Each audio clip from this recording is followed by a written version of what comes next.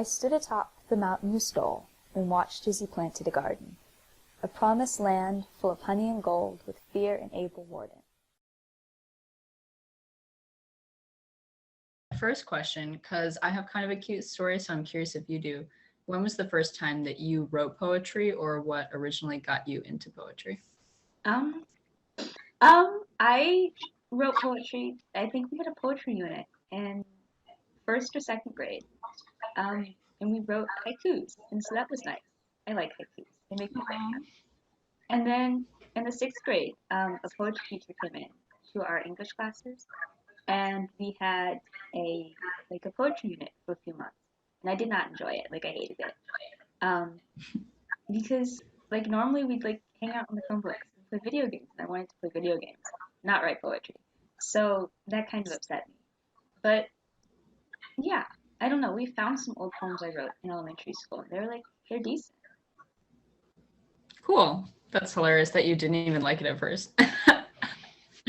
Okay, when you first started writing, which you kind of said you found some of your earlier pieces, what poetry gripped you?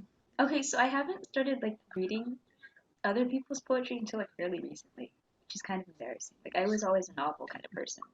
But um I read a Richard Siphon poem once, and it was really good. And so then I bought his anthology, and I read that. And like I still read it. I read it a lot. It's very nice. And Well, that's cool. my mom likes poetry and stuff, so we have like a collection of like Shakespeare sonnets and Nikki Giovanni, who's I think one of my favorite poets.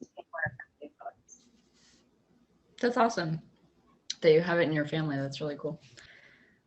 Okay, similar question. What topics now generally inspire your pieces, or what do you generally write about?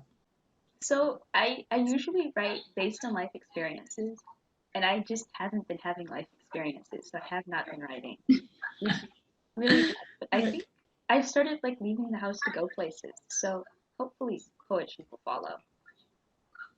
Nice, nice. Write about your expeditions out of the house. Okay, other direction, but I happened to notice on one of the events we did last year, kind of in your bio, you mentioned that you were taking Calc BC. Yes. I took BC my junior year, favorite class. I love calculus. I got a 5, not to brag. Do you consider yourself a math geek, or is that just your stepping Um, stone to? well, okay, so I took geometry in the eighth grade because I wanted to like get to high school and take every single math course that high schoolers are allowed to take, right? And Mhm. so then I took compression and I died. Um, Mm, and then I took calc AB and I didn't die. Like I did really good. I got a 5 on the exam and I felt smart. And nice. BC doesn't make me feel smart. Like I don't enjoy AP Calc BC. Gotcha. Okay, never mind. But anyways, similar question, math or poetry or anything in between. What do you see yourself right now wanting to major in or do as a career or do for the rest of your life, if you have an And idea? the rest of my life. Wow. Well, that's a little intense, but what are you interested in pursuing? Medicine, I think. Like I like people and I like helping people. And I think medicine would be a great way to do that. And I also really like science. Like Well, I was going to say that something interesting is I actually kind of see, or like I feel in myself, a similar skill set between math and problem solving and doing poetry almost. Because even though they're separate, it's almost kind of a similar skill of like, what tool, what thing do I use to communicate this thing? It's almost like yeah, communication. it's I'm like wondering if you feel the same. I feel exactly the same. Like I like to write and I don't usually edit, but I started editing because like it makes poetry better.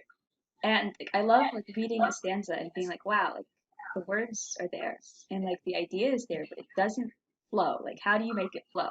And so that's really fun, like trying to like piece together the words in different combinations until you get something that sounds really good. Right. There's definitely like an organizational skill there, that you've been a finalist thrice, right? Yeah. For the 3 consecutive years. That's really cool.